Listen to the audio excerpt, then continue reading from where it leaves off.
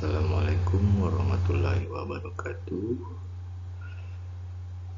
Selamat berjumpa kembali pada mata kuliah pemantapan kemampuan profesional atau PKP Universitas Terbuka Palembang bersama saya sebagai tutor Akmal Ramdan MPD.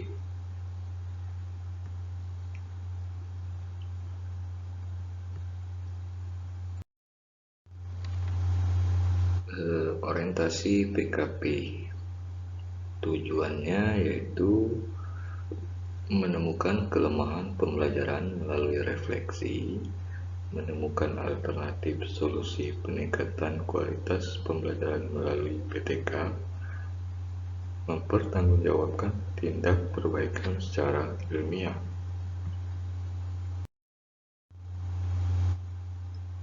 Materi yang dicakup di dalam PKP ini diantaranya itu penelitian tindakan kelas, pembelajaran bidang studi atau yang terbagi dari perencanaan, pelaksanaan, dan penilaian perbaikan pembelajaran,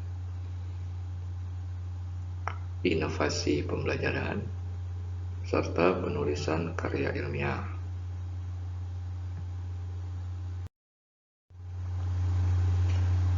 Pengalaman belajar yang pertama itu belajar mandiri, di mana mahasiswa di sini dituntut untuk belajar mandiri dengan melaksanakan praktek serta diskusi dengan supervisor 2 di sekolah. Kemudian pembimbingan dengan supervisor 1 pada mata kuliah PKP ini.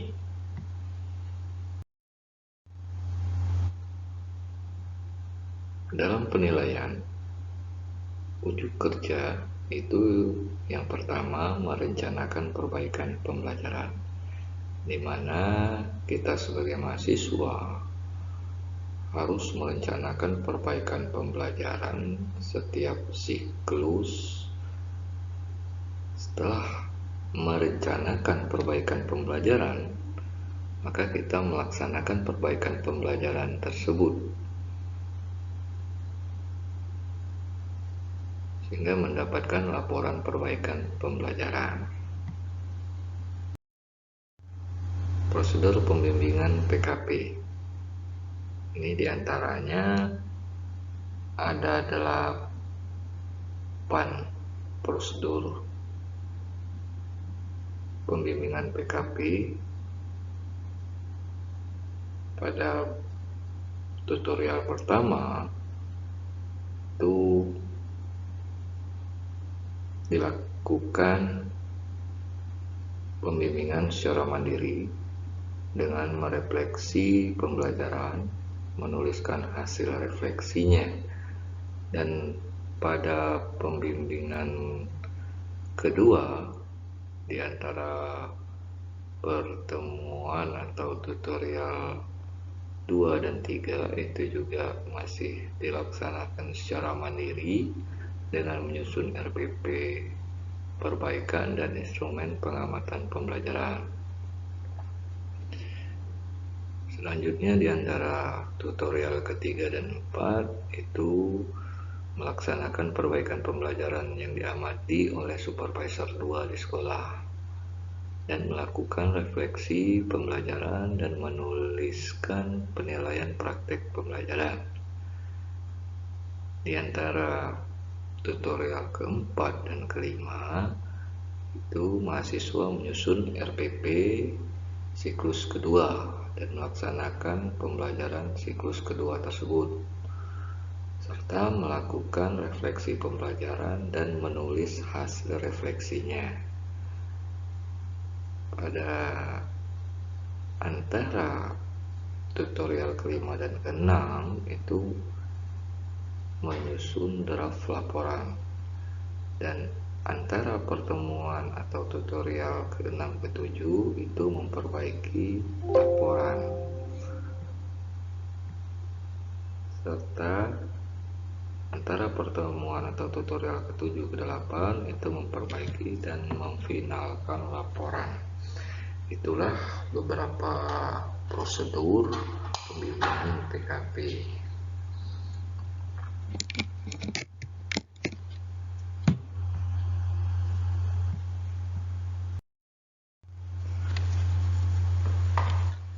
Kalau kita telaah antara kaitan PKM, PTK, dan PKP, bahwa PKP itu merupakan pengembangan dari PKM dengan kerangka berpikir PTK. Jadi hasil perkuliahan PKM yang telah dilaksanakan di semester sebelumnya dan pembelajaran mata kuliah PTK itu merupakan kerangka berpikir di dalam perkuliahan PKP atau pembuatan laporan PKP nantinya, di mana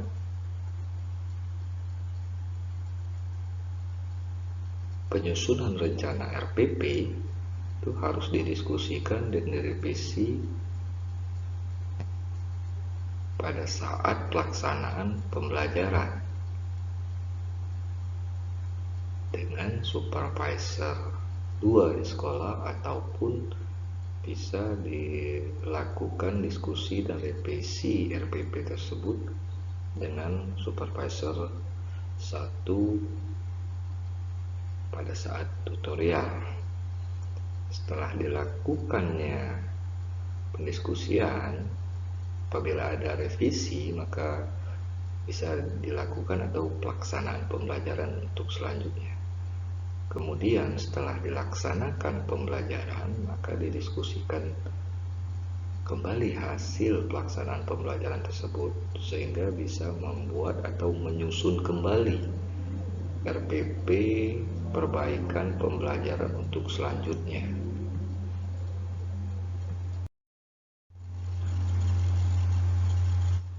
Kalau dilihat dari karakteristik PTK, itu pertama sistematis dan terencana. Yang kedua ada tindakan perbaikan yang dilakukan oleh guru di kelas sendiri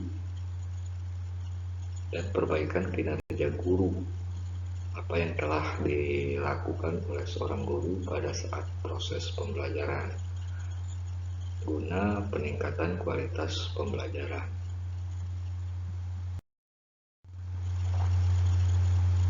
Nah, kita lihat juga ada keterbatasan PTK tersebut, di mana diantaranya itu validitas masih diragukan. Maksudnya di sini apakah dengan melakukan PTK kevalitan itu sudah akurat atau belum. Tetapi di sini dilihat keterbatasan bahwa PTK itu terkhusus untuk validitasnya masih diragukan karena tidak dapat dilakukan generalisasi, dan guru bertindak sebagai pengajar dan peneliti sekaligus. Itu keterbatasannya, karena di sini guru ada 2 kegiatan yang dilakukan pada saat PTK, yaitu sebagai pengajar, yang kedua sebagai peneliti di dalam penelitian tindakan kelas itu tersebut. Kalau prosedur PTK bisa dilihat di gambar, ada beberapa siklus yang biasa dilakukan pada saat PTK. Itu biasanya itu minimal 2 siklus dalam proses perbaikan pembelajaran.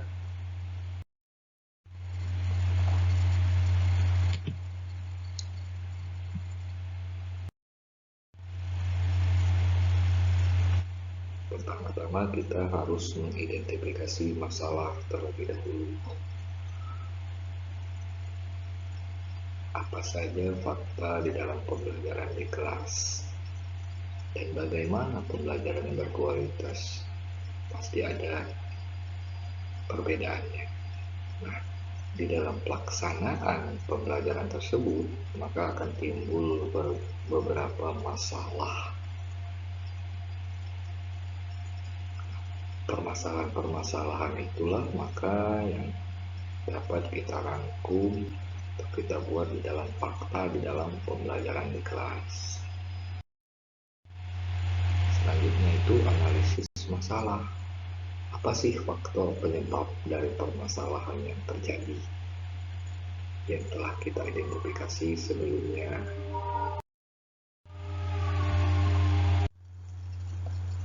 Selanjutnya kita akan melakukan alternatif dan prioritas pemecahan masalah. Setelah menganalisis masalah yang dihadapi dalam proses pembelajaran, maka kita dapat membuat alternatif dan prioritas pemecahan masalah sebagai alternatif tindakan yang mana dapat kita peroleh di dalam melakukan alternatif tindakan itu berdasarkan teori dan pendapat para ahli atau referensi-referensi lainnya serta hasil diskusi bersama supervisor atau pandangan supervisor di dalam memberikan alternatif tindakan masalah tersebut. Itulah yang akan kita buat di dalam alternatif dan prioritas pemecahan masalah yang kita hadapi di dalam proses pembelajaran.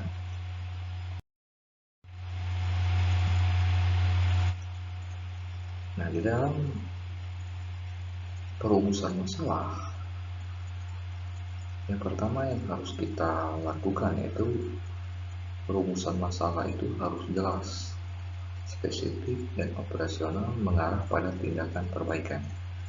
Seperti sebelumnya yang telah kita buat, baik itu fakta data pembelajaran yang terjadi di kelas, maka kita identifikasi masalahnya. Setelah kita identifikasi masalah tersebut, maka kita analisis masalah tersebut sehingga menemukan alternatif dan prioritas pemecahan masalah. Setelah ketiga tindakan yang telah kita lakukan, maka kita dapat merumuskan masalah yang jelas, spesifik, operasional yang harus kita pecahkan permasalahan itu pada saat pelaksanaan penelitian tindakan ke kelas guna meningkatkan proses pembelajaran. Biasanya sudah lumrah bahwa rumusan masalah itu dibuat dalam bentuk kalimat tanya.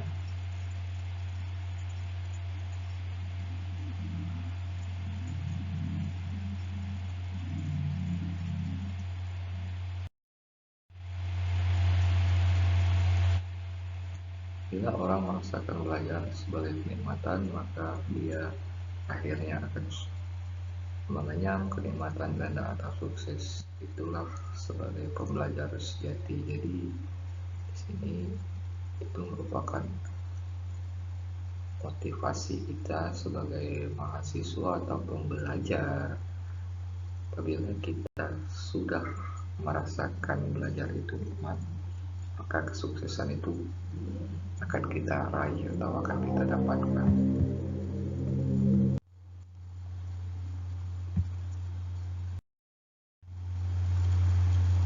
Sekian materi untuk saat ini. Terima kasih atas partisipasinya. Apabila ada yang kurang jelas bisa ditanyakan, kita bisa sharing, bisa dilakukan dimanapun berada. Akhir kata, wabillahi taufiq wal hidayah. Wassalamualaikum warahmatullahi wabarakatuh.